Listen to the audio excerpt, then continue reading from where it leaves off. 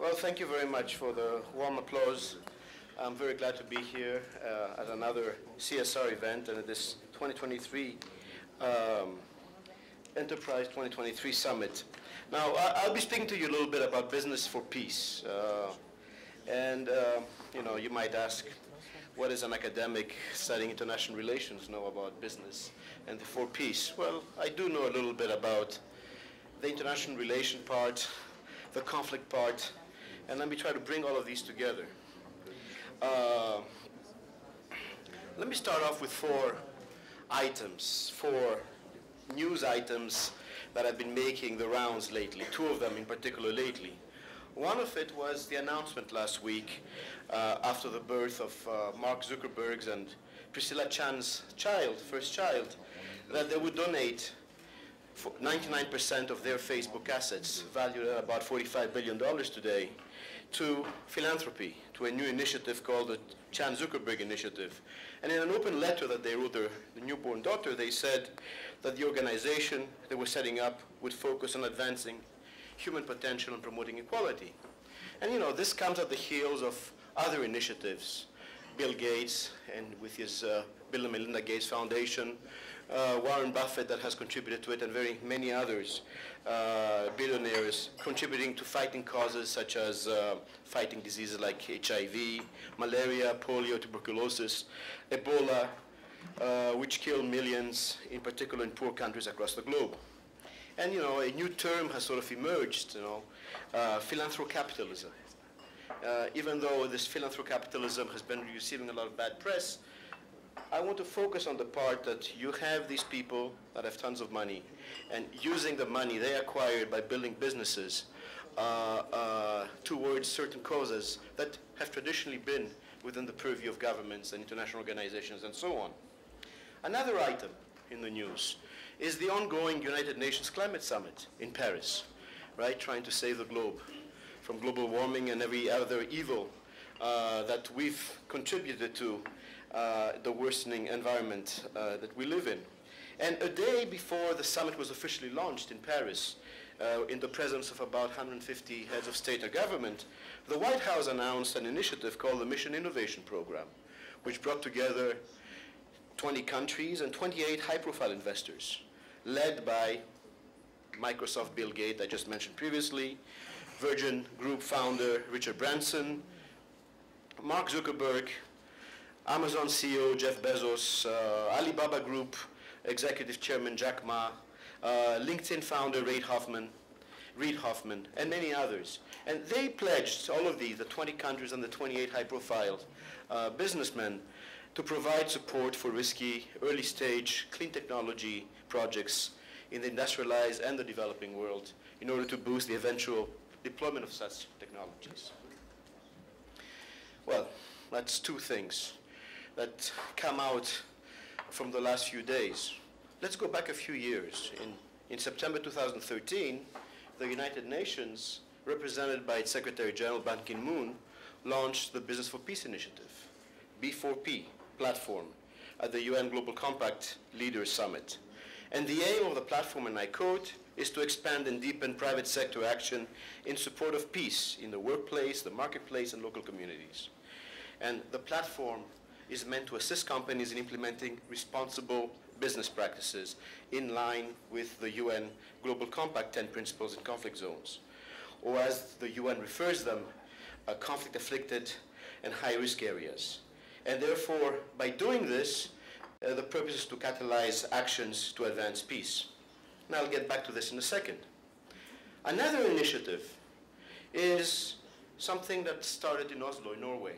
The Business for Peace Foundation was established there in 2007 in the belief that socially responsible and ethical initiatives must stand the test as a business case, and gradually, as the moral culture of cooperation matures, will constitute an integrated part of modern business.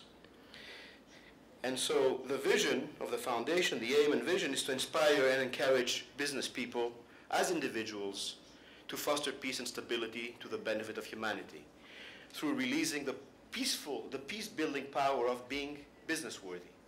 There's a moral element that's included in this.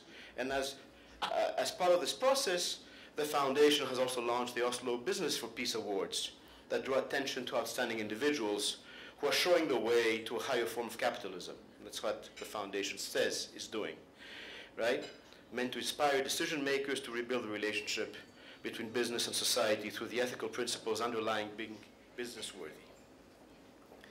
So here are 4 initiatives, which I think one can already catch a few things out of all of them. Building of alliances, it's business and something else, countries and others. Actually, it's business, NGOs, international organizations, countries, individuals coming together to advance issues that are for the common good. If I go back to the UN Global Compact and the 10 principles that were mentioned by the Secretary General when the Business for Peace platform was launched, what are these 10 principles? Most of you know them, right? To ask companies to embrace, support, and enact within their sphere of influence a set of core values in the areas of human rights, labor standards, the environment, and anti-corruption. And the 10 principles, I will not go through them because they're very closely linked to CSR principles, do focus on these 4 areas: human rights, labor, environment, and anti-corruption. And the UN says we need to do this within the context of conflict zones. What are they? There are 4 types. And actually, they're much more widespread than we might think, right? There is no single definition exactly as to what these conflict zones are, but there are 4 basic ones: violent conflict, including war and insurrection; elevated political and social risk or instability; concerns about human rights abuses; or a transition out of conflict, even if the conflict occurred long ago. And if we look, for example, at databases that monitor conflicts, and one of them is the Armed Conflict Database of the International Institute for Security Studies in London, currently there are 42 ongoing conflicts around the globe, accounting for 180,000 casualties and over 12 million refugees worldwide. And actually, some of these conflicts, if we consider it, are in this part of the world.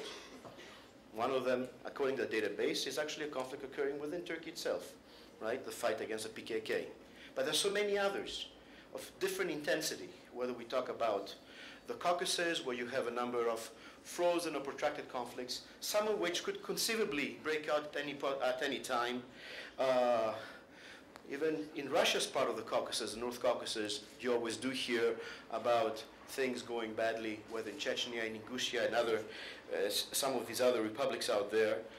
Syria, of course, has been dominating the headlines, where it's not only the Syrian civil war per se, but also dealing with a non-governmental, a non-state actor called the Islamic State or Daesh that has been wreaking havoc. Same thing is happening in Iraq. A bit further down, Yemen, where the government is fighting Al-Qaeda in the Arabian Peninsula. In the Middle East proper, the Arab-Israeli conflict is continuing, where Israel has been fighting groups that it considers to be terrorist groups, and so on and so forth. Now, why is all of this important? Right? I mentioned to you 42 armed conflicts of different intensity globally, 180,000 casualties, over 12 million refugees. Well, actually, experts suggest that annually about 250,000 people die in armed conflicts, and most of which in today's world are intrastate conflicts. It's not between states, it's within states. The World Bank estimates that the global economic cost for all these conflicts exceeds $100 billion a year. And in fact, according to the World Bank, 1 in 4 people in the world today live in fragile or conflict-affected situations, and it's estimated that by the end of this year, 2015, the number will have shifted to about 32% of the world's population. And these conflicts affect all aspects of society, from law and order, from human rights, socioeconomic environment, education, basic health services, and the environment. And also of concern is their prevention, right? As the instability that comes with them seeps across borders, causes terrorism, piracy, drug trafficking, environmental degradation, exploitation, and so on and so forth.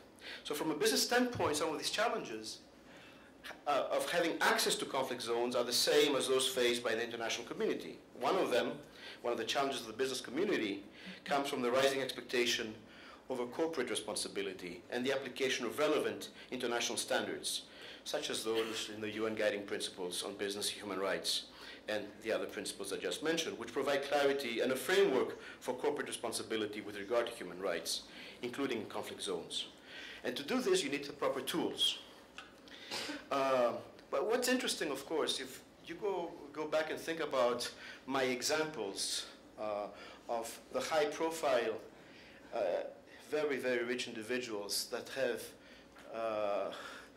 have actually announced that they are giving up the largest part of their fortunes to advance all these causes, it's very interesting. I mean, here are individuals coming from a particular part of the world, basically the Western world, where these, in today's environment, these practices are trying to be applied, right? Where companies are legitimately sued if they don't follow them. And therefore, it's very interesting that right now we are talking about a mixture between business and conflict zones, or business as a tool for peace, basically coming from businesses that live in parts of the world, like our part of the world, where these are basically followed and applied. Now, let me give you a couple of examples. There are many examples. Actually, one looks at this UN Global Compact. Tons of companies are represented in there as to what they do and why they are part of this alliance. But I'll give you two examples. One that comes from the UN Global Compact and another example which is a much smaller one. So the first is the Caucasus Business and Development Network, right, which was established with the help of International Alert. International Alert is an international NGO founded in 1986 to help people find peaceful solutions to conflict. And in 2005, International Alert, London-based, helped establish this Caucasus Business and Development Network, which was a pioneering, locally driven initiative promoting greater economic cooperation across conflict divides in the Caucasus and with Turkey, neighboring Turkey. In fact, what was it? It was local entrepreneurs from Armenia, Azerbaijan, Georgia, and Turkey. That, what sort of entrepreneurs? Cheesemakers that came together to sell, to promote the products together and sell the products to the global market together. And in fact, this enterprise, small scale as it may be, was so successful that it actually managed to survive the Russian-Georgian War of August 2008. It was the only alliance that actually, regional alliance, that survived the conflict, where you would have expected a break because of the conflict, right, and the repercussions. This is a small example. Let me go to a bigger example, and actually an example found in the UN Global Compact. So the company is Nestle Lanka, right, which is the Sri Lanka subsidiary of Nestle, right, a global nutrition, health and wellness company based in Switzerland with operations in 194 countries. Well, Nestle Lanka has been in Sri Lanka for over 100 years, right, and it's one of the top food and beverage companies in the country. Provides direct employment for about 1,200 people and has an impact on the livelihoods of over 23,000 suppliers, farmers, and their families. Now, in Sri Lanka, we know that there was for a long time, it recently ended, a 3-decade-long about civil war, right, from about 1983 and 2009. That obviously had an impact on these local producers, especially in the northern and eastern provinces of Sri Lanka. The dairy industry was underdeveloped because of the civil war. And it produces, even to this day, about 15% of the nation's milk, despite accounting for 34% of the country's cattle. And because of the conflict, many of these farmers fled, leaving their livestock behind. Upon their return, they found it difficult to locate livestock and lands. Many of the cattle had been left to roam freely in the jungle. Problem with title deeds, land deeds, and so on, and therefore they had to start from scratch. And this is where Nestle Lanka stepped in by educating farmers on how to care for their animals, to improve the quality and quantity of milk produced, by increasing the yield, the daily yield of milk per cow per day. Training was focused on animal husbandry to ensure that both farmers and Nestle receive the best milk. And it also offered, Nestle Lanka offered farmers environmental and financial training to help them build sustainable businesses. And dairy farmers received numerous incentives from Nestle, right, such as financial assistance, revolving credit, interest-free loans, and so on. And so this is one example of how, in a post-conflict situation, a situation of rebuilding, a company can step in, account for, it is a company after all, it is a business after all, make sure that it makes a profit in a country that's been operating for over 100 years, while at the same time educating, retraining, financing the local producers, right? So what do these examples tell us, right? And other numerous examples. Principally that there is a direct correlation between business and peace, and that business can do much to contribute to the peace during and of course, post-conflict. How? How? Well, by sticking to these 10 aforementioned principles, right, that have to do with human rights, labor, and the environment, and anti-corruption. By building alliances, something the previous speaker talked about very much in the initiative his organization is doing, right, between businesses, local communities, academia, NGOs. By making sustainability a key component of his business plan and outlook. By understanding local and regional dynamics. By developing appropriate toolboxes to address challenges on the ground in order to identify, to assist corporations to identify, prevent, and moderate human rights risks. By thinking in terms of conflict sensitivity and focusing on cultural sensitivities. By sustaining staff and manager training programs on the ground. By making use of local and regional expertise to help develop and sustain the requisite CSR practices. And by making, you mentioned brand trust into a company brand, right? It's something that's not tangible, but it's there. If you work, right, at that local level, in the conflict situation, trust, your work is sustainable. So in order for this to work, it requires what someone has called a marathon mentality, right? As building companies and attracting investors in the wake of conflict is a very, very hard challenge. Yet the effort is worth it over the long term. According to the founder of Business for Peace, Per Saxegard, he says that his organization is aware that most businesses are not in the business of churning out, of putting out saints. And he says, we're not looking for business angels. There probably are none. But we are looking for enlightened business leaders who are willing to try harder, who challenge the surroundings and themselves, and find better solutions while also enjoying traditional business success. And I think we've come to a point today, especially with the rise of philanthrocapitalism, where this is possible, where this capital that's available, right, which either through foundations that the wealthy capitalist billionaires pull their money in together, working with governments such as the initiative the White House announced that has to do with climate change, working with international organizations that are on the ground in conflict areas.